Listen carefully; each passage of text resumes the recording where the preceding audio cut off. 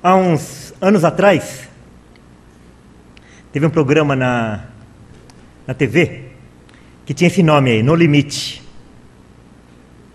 E nesse programa, as pessoas elas eram submetidas a algumas provas e o objetivo era que as pessoas, quando elas eram provadas, elas desistissem e pedissem água, iam embora do programa, por iniciativa própria, não porque outros determinavam.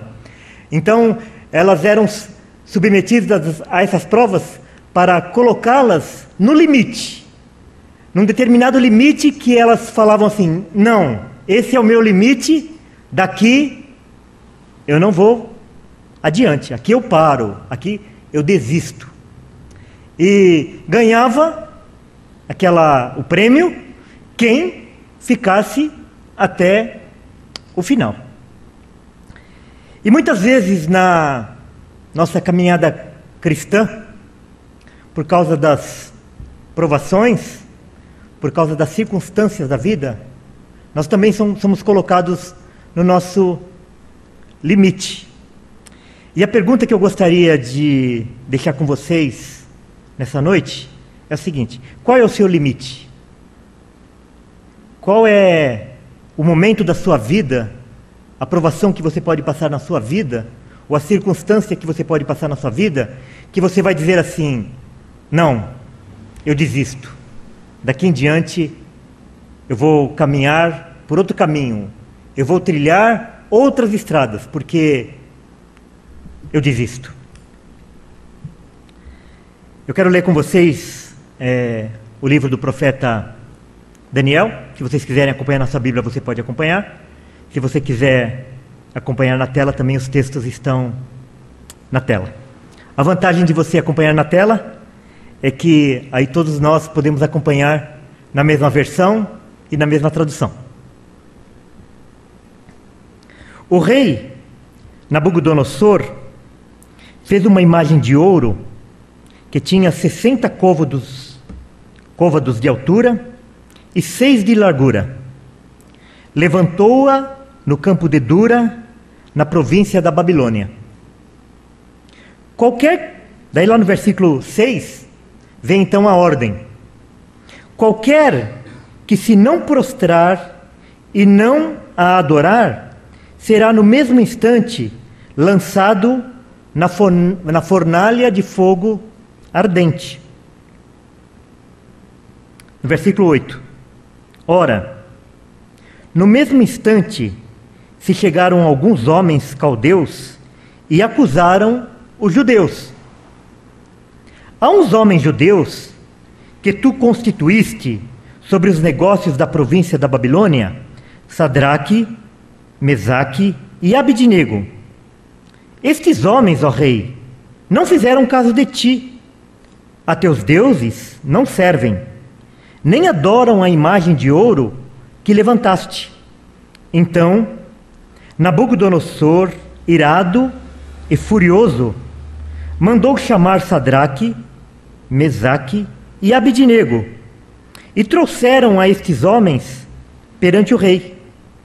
Falou Nabucodonosor e lhes disse: é verdade, ó Sadraque, Mesaque e Abidnego, que vós não servi a meus deuses, nem adorais a imagem de ouro que levantei? Agora, pois, estai dispostos, e quando ouvirdes o som da trombeta, do pífaro, da cítara, da harpa, do saltério, da gaita de foles, prostrai-vos e adorais a imagem que fiz. Porém, se não a adorardes, sereis no mesmo instante lançados na fornalha de fogo ardente. E quem é o Deus que vos poderá livrar das minhas mãos? Responderam Sadraque, Mesaque e Abidnego ao rei: ó Nabucodonosor, quanto a isto, não necessitamos te responder. Se o nosso Deus, a quem servimos, quiser livrar-nos, ele nos livrará da fornalha de fogo ardente e das tuas mãos, ó rei. Se não, fica sabendo, ó rei, que não serviremos a teus deuses, nem adoraremos a imagem de ouro que levantaste. Então Nabucodonosor se encheu de fúria, e transtornado o aspecto do seu rosto contra Sadraque, Mesaque e Abednego, ordenou que se acendesse a fornalha 7 vezes mais do que se costumava. Então estes homens foram atados com seus mantos, suas túnicas e chapéus e suas outras roupas, e foram lançados na fornalha sobremaneira acesa. Vamos orar mais uma vez. Pai, agora que nós lemos a Tua palavra, nós pedimos que o Senhor possa falar aos nossos corações e trazer aquela mensagem que o Senhor tem preparado para nós nesta noite. Em nome de Jesus, amém. Na história dos judeus, eles tiveram 3 grandes exílios. O primeiro exílio foi para o Egito, quando vocês conhecem a história que houve uma grande seca, e por causa do plano de Deus em relação ao seu povo, eles, por instrumentalidade de José, eles foram para o Egito, e lá eles permaneceram durante 400 anos, até que Deus levantou o seu profeta, o seu libertador, de nome Moisés, e através da instrumentalidade de Moisés, o Senhor tirou o povo do Egito. Depois, após a divisão do reino de Israel e de Judá, o povo do norte, eles foram todos dispersos, e o reino do sul, depois de alguns anos, eles foram levados cativos para a Babilônia. E lá, eles permaneceram cativos durante 70 anos. E foi nessa época que os babilônicos levaram Daniel, Sadraque, Mesaque e Abednego, e toda a nata, os jovens, todos aqueles que tinham força de trabalho, eles deixaram lá em Judá apenas os velhos, os fracos, os doentes. Então, os judeus que representavam alguma coisa, que pudesse trazer algum benefício para o império da Babilônia, eles foram levados lá para a Babilônia. E entre eles, Daniel, Sadraque, Mesaque e Abednego. E depois de 70 anos, eles voltaram. E depois, houve um terceiro exílio dos judeus, que só terminou agora, então, no século passado, lá em 1948. Então, no ano 70, com a invasão que houve pelo exército romano em Jerusalém, eles foram dispersos pelo mundo inteiro. E os judeus, então, eles permaneceram, então, dispersos em todo o mundo, do ano 70 até o ano de 1948, então, aproximadamente 1.900 anos, eles permaneceram dispersos por todo o mundo, né? Então, esses foram os 3 exílios principais do povo judeu. E hoje eu gostaria de falar de um evento que aconteceu nesse segundo exílio, com Sadraque, Mesaque e Abednego, lá na Babilônia, com o rei, com o imperador Nabucodonosor.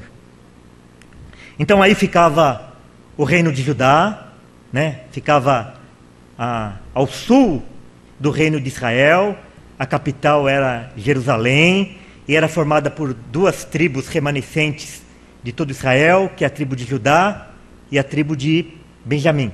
Então, quando Judá foi invadido por Nabucodonosor, eles foram levados lá para a Babilônia. Só para vocês poderem se situar um pouco, onde fica a Babilônia, hoje seria equivalente onde é o Iraque. Então, onde é o Iraque hoje, toda vez que a Bíblia falar na Babilônia, geograficamente, é onde se situa o Iraque hoje. Então, o Iraque hoje é a antiga Babilônia, onde ficava a antiga Babilônia.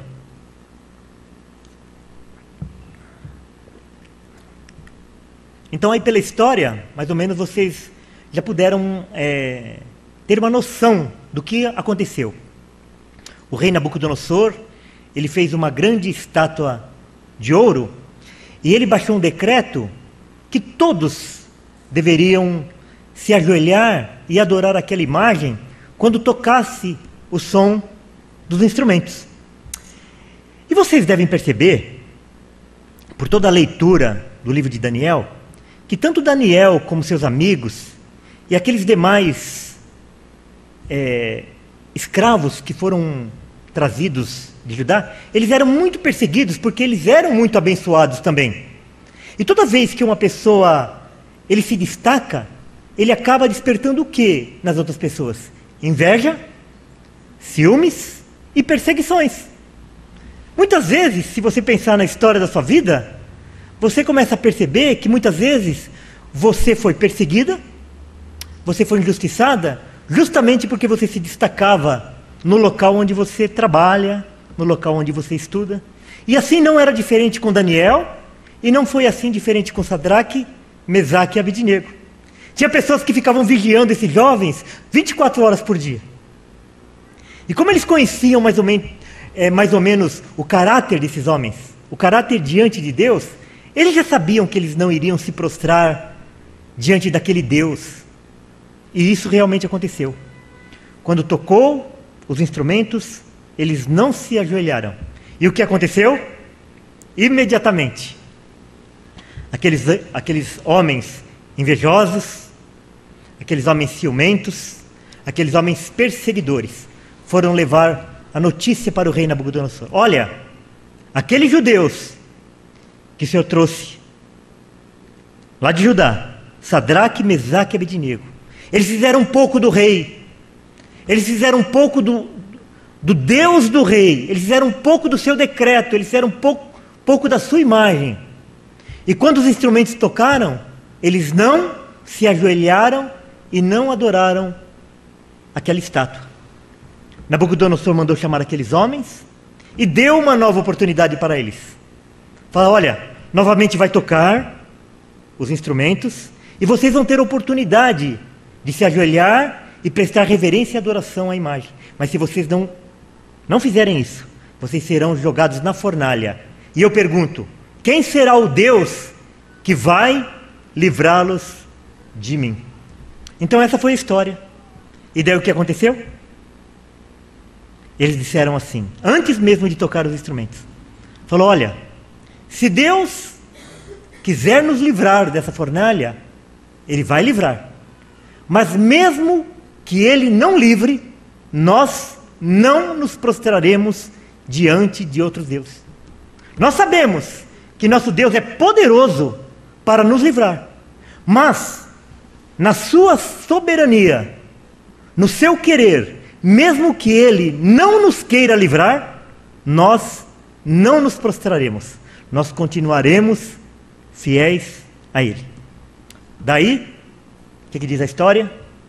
Que o rei Nabucodonosor se enfureceu, mandou aquecer a fornalha muito mais do que de costume, e lá eles foram jogados então naquela fornalha.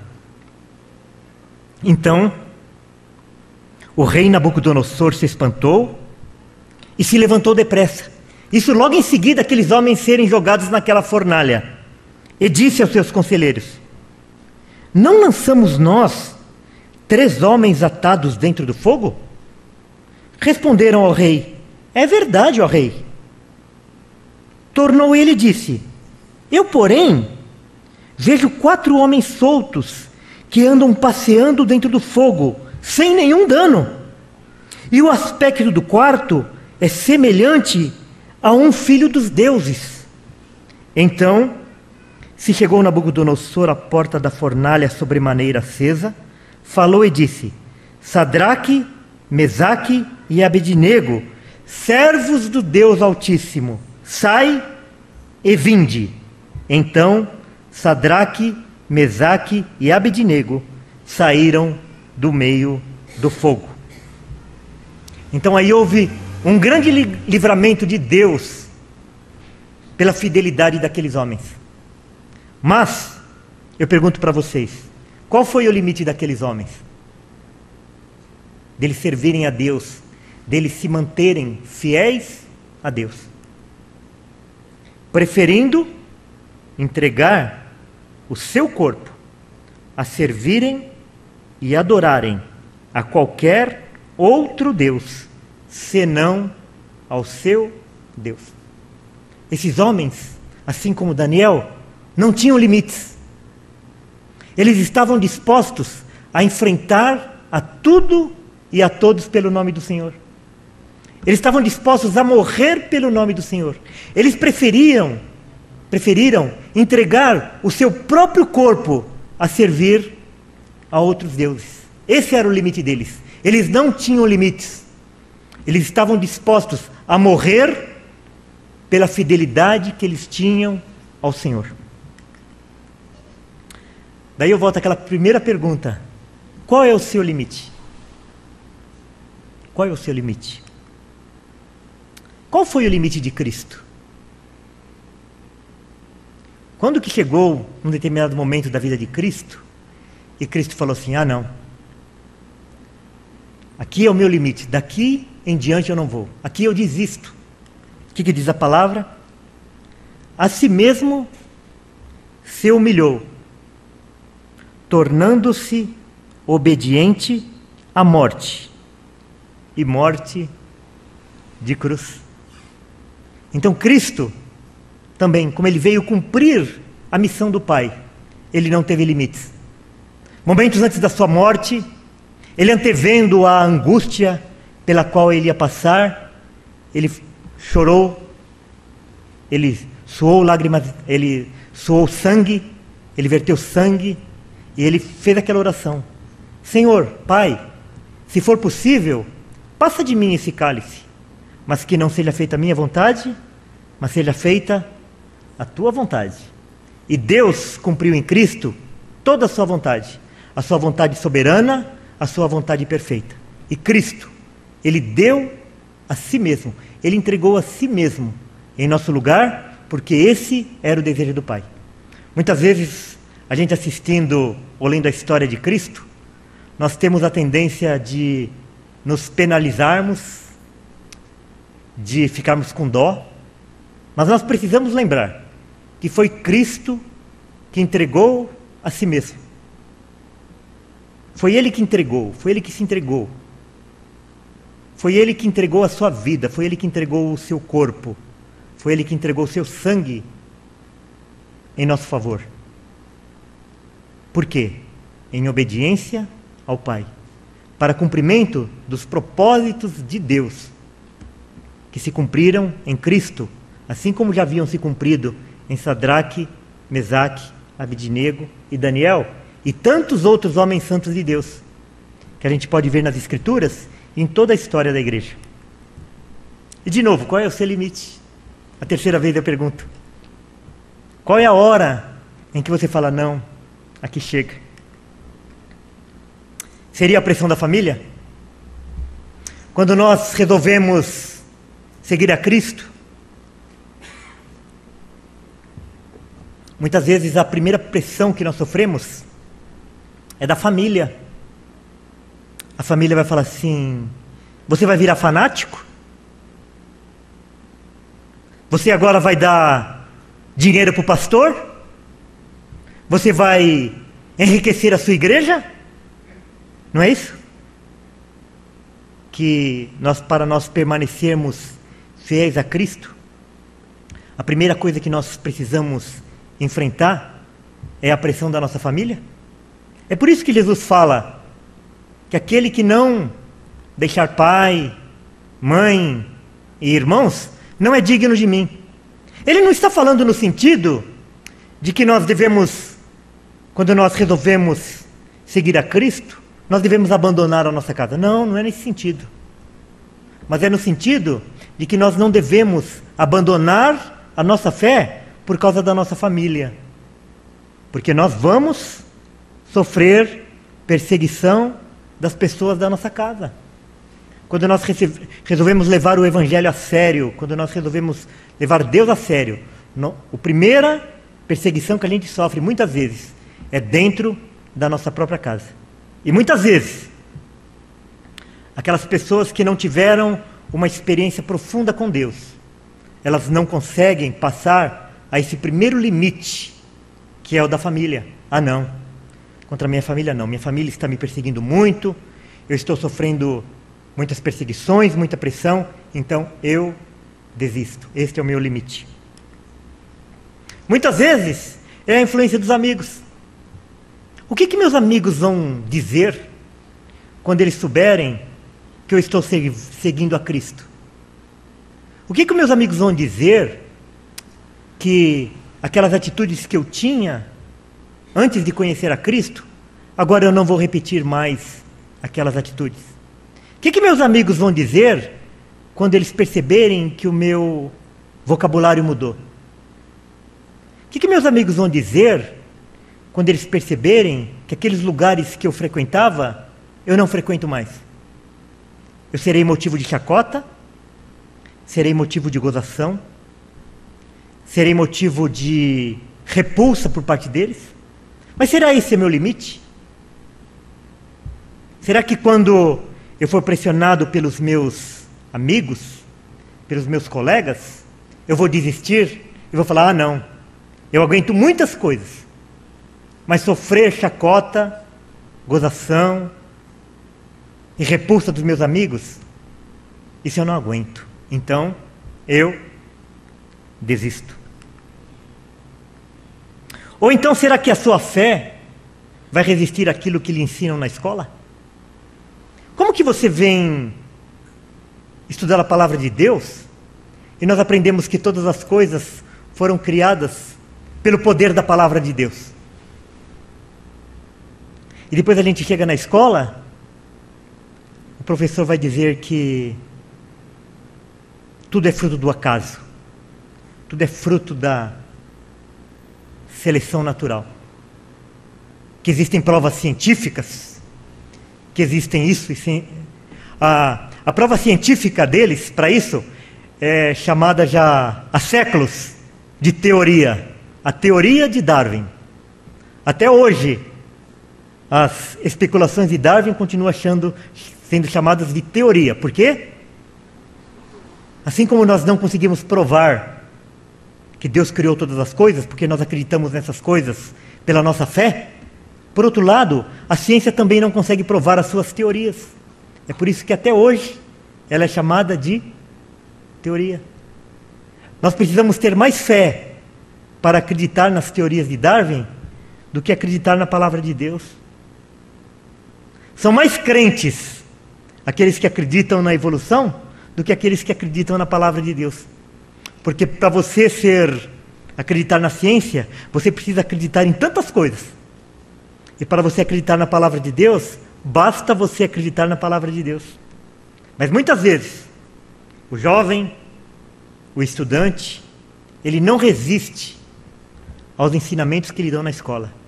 E quando esses ensinamentos, eles entram em confronto com a palavra de Deus, ele prefere dar crédito àquilo que aquele professorzinho do 2º grau ensina, do que aquilo que Deus ensina através da sua palavra.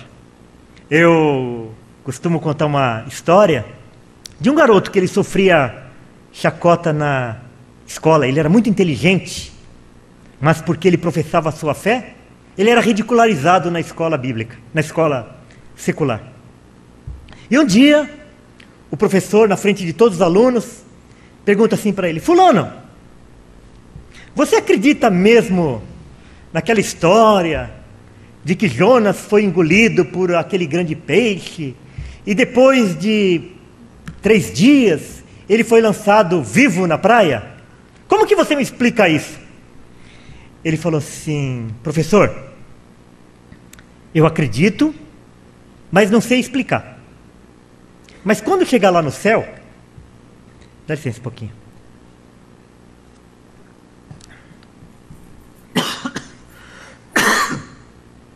Mas quando chegar lá no céu, a primeira coisa que eu vou fazer, eu vou chamar Jonas de lado e vou falar assim: Jonas, me explica como é que foi aquele negócio lá de você ser engolido pelo peixe, depois você passar 3 dias e 3 noites lá no ventre do peixe, depois você ser vomitado lá na praia. Me explica esse negócio. Daí o professor falou assim para ele: mas e se Jonas não estiver lá no céu? Eu falei: ah, professor, se Jonas não estiver lá no céu, daí o senhor pergunta para ele. Então muitas vezes Nós passamos na escola por essa chacota, por essa tentativa de nos ridicularizar, porque nós professamos o nome do Senhor, porque nós professamos que nós acreditamos na palavra de Deus, e nós acreditamos na palavra de Deus como verdadeira, mesmo que a gente não possa provar, porque nós cremos na palavra de Deus pela revelação do Espírito Santo no nosso coração. Porque o dia que nós pudermos, obrigado, Vitor, porque o dia que nós pudermos provar qualquer coisa dentro das Escrituras, deixa de ser fé, passa a ser ciência, e nós só podemos agradar a Deus através da nossa fé, através daquilo que nós fazemos, porque nós temos certeza, isso não tem valor nenhum diante de Deus.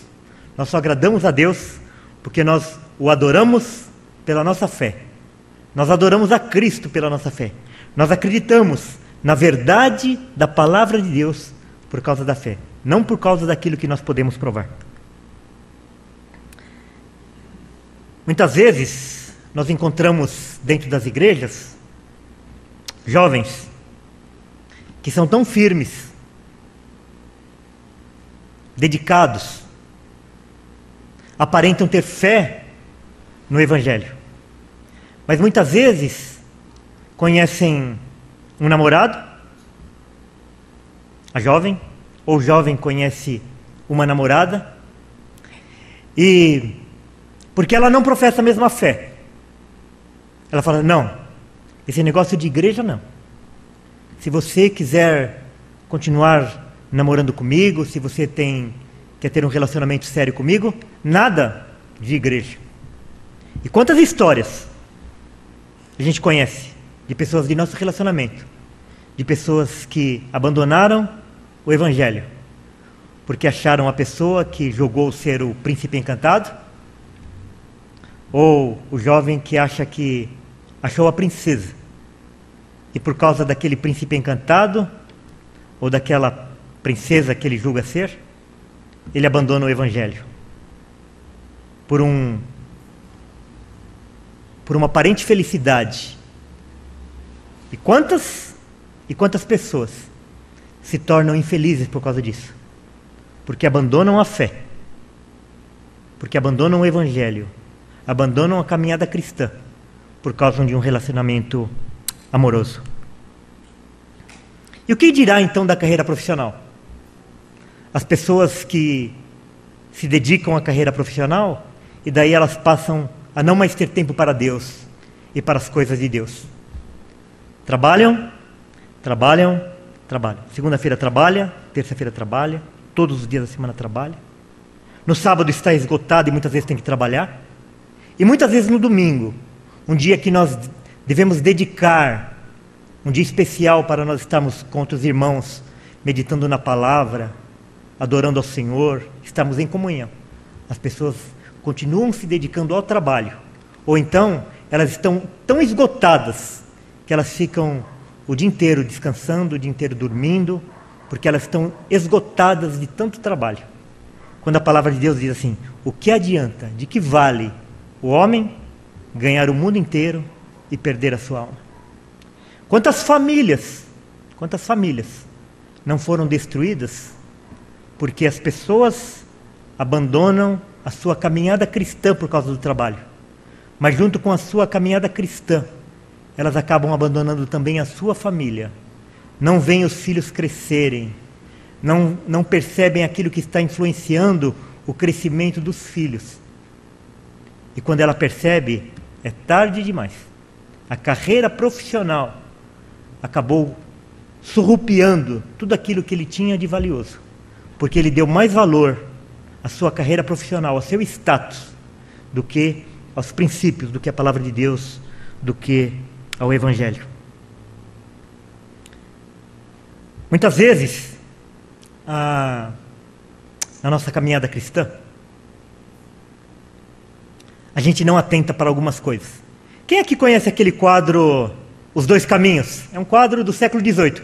Alguém aqui conhece? Neia, Miro, Gisele, o Cesare, a Natália, o pessoal da velha guarda, assim, com exceção do Cesare, conhece aquele quadro dos Dois Caminhos. Se você perceber naquele quadro dos dois caminhos, assim, na esquerda, lá em cima, tem uma locomotiva. E aquele quadro é do século XVIII, final do século XVIII. Aquela locomotiva, ela foi colocada lá no caminho largo, como sendo o caminho que levava para a perdição, para o inferno. Sabe por quê? Porque com a descoberta da máquina a vapor e da locomotiva, com o desenvolvimento das ferrovias, os crentes que todos os domingos iam na igreja, e alguns só iam na igreja porque não tinha um lugar melhor para ir, eles começaram a perceber que se eles pegassem o trem de manhã, eles poderiam ir passear naquela cidade que ficava 2, 3 horas de trem, passava o dia lá, e à noite eles voltavam para casa e na segunda-feira ia trabalhar. Ou então ia visitar aquele parente distante, de manhã passava o dia com aquele parente, e à noite voltava para sua casa. Então eles ligaram a locomotiva, a ferrovia, como algo que era do diabo. Por quê? Porque a ferrovia estava tirando os crentes de dentro da igreja. Os crentes não estavam indo na igreja, por quê? Por causa da locomotiva. Quando na realidade, o problema não estava na locomotiva, mas estava no coração do próprio homem. E o que acontece 200 anos depois? O homem, ele deixa de frequentar a igreja por causa do missionário Silvio Santos, por causa do missionário Faustão, por causa do jogo do Corinthians, por causa do jogo do Palmeiras, do São Paulo, por causa do campeonato, por causa desse campeonato, porque vai na praia, porque tem a chácara, então precisa ir lá pagar o caseiro, precisa ver as coisas como é que estão. Então, aquilo que deveria ser uma bênção na vida dele, passa a ser uma maldição. Quantas pessoas que não foram abençoadas com uma casa na praia, que lutaram tanto, mas a casa na praia serviu para ele passar todos os finais de semana e todas as férias com os filhos na praia, e os filhos foram criados longe do Evangelho, sofrendo todas as influências perniciosas na praia, longe dos caminhos do Senhor. É pecado ter casa na praia? Não é. É pecado ter uma chácara? Não é. É pecado ter um automóvel em que você... Não, não é. O problema é quando a gente utiliza todas essas coisas, ao invés de dedicarmos aquele tempo que o Senhor merece de todos nós. Durante 10 anos, quando os meninos eram pequenos, nós tínhamos uma chácara lá em Biúna. O Miro e algumas pessoas aqui conheceram aquela chácara. Mas sabe o que a gente fazia? Quando chegava no sábado à noite, nós fechávamos tudo e vínhamos embora. Os meninos perguntavam assim: pai, por que a gente não pode ficar aqui? Não, não. Amanhã nós temos compromisso. Então de manhã nós levávamos eles para a escola bíblica e à noite para o culto. E daí, eventualmente, quando era um final de semana prolongado nas férias, nós passávamos lá, porque também, de vez em quando você fazer isso, não é pecado. Nós não podemos ser legalistas também. Mas isso, quando se torna prática, quando nós virmos a igreja, nós virmos adorar, nós virmos ouvir da palavra de Deus, se torna exceção, é que nós deixamos que outras coisas ocupem o lugar principal na nossa vida.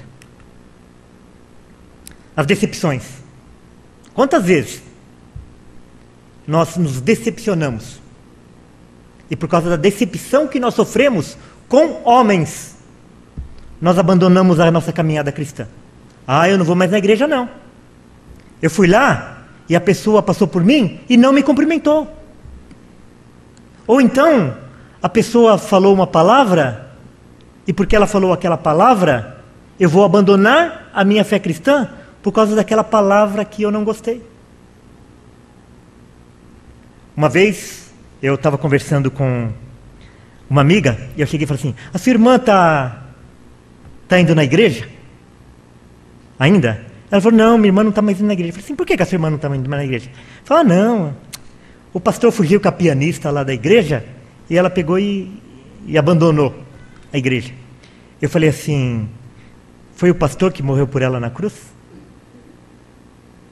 Foi o pastor que entregou seu corpo para padecer por ela? Ou verteu seu sangue em favor dela? Então, muitas vezes, nós nos decepcionamos com as pessoas, com situações que as pessoas colocam na nossa vida. E por causa disso, nós abandonamos a nossa fé. Ah, não! Eu não vou mais. Eu pensei que eu indo na igreja, eu ia trocar meu carro, eu continuo com o meu carro velho e ele só quebra. Eu comecei na igreja, eu perdi o meu emprego, eu pensei que eu ia ser promovido. Ah, não. Mas quem que falou que o evangelho é para resolver os meus problemas aqui e agora? Vejam a vida dos profetas. Vejam a vida dos apóstolos. Vejam a vida de Cristo. Vejam a vida dos grandes homens de Deus na história da igreja. Se eles tiveram prosperidade nessa vida, a prosperidade que eles almejavam era uma prosperidade celestial, eterna, onde os ladrões não entram, onde eles não roubam, onde a ferrugem não consome. E nós devemos também ter o nosso olhar lá na frente, sabendo que as grandes promessas de Deus são promessas espirituais, que vai se cumprir, elas vão se cumprir, mas que nós não temos domínio sobre o tempo, sobre quando elas irão se cumprir. E as provações que nós passamos. Muitas vezes nós passamos por doenças, nós passamos por desempregos, nós passamos por guerras dentro das nossas casas, do nosso trabalho, dos nossos relacionamentos. E muitas vezes, quando a gente está passando por essas provações, nós abandonamos a nossa fé por causa disso. Se aqueles homens, por causa daquela provação, eles também tivessem abandonado, eles teriam perdido a maior experiência que eles tiveram na vida deles. E nós não teríamos agora o exemplo daqueles homens, que mesmo diante da morte, eles resolveram continuar firmes na sua fé em Deus.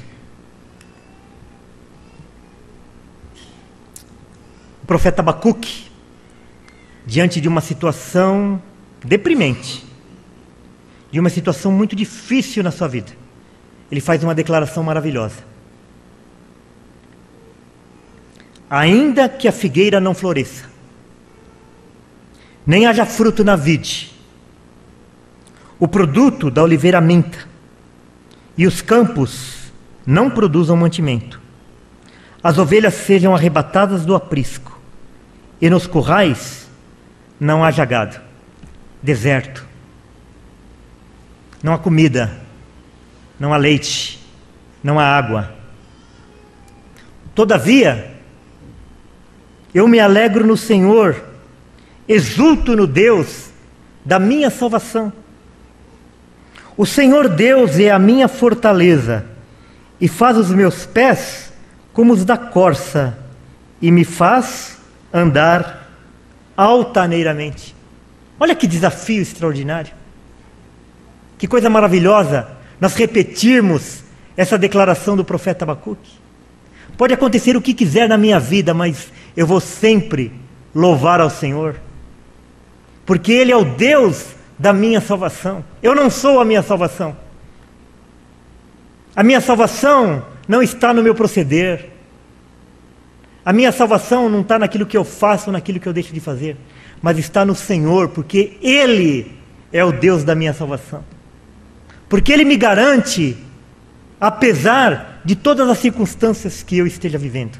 Porque Ele é o Deus da minha salvação, e Ele me faz andar altaneiramente, faz dos meus pés como os da corça.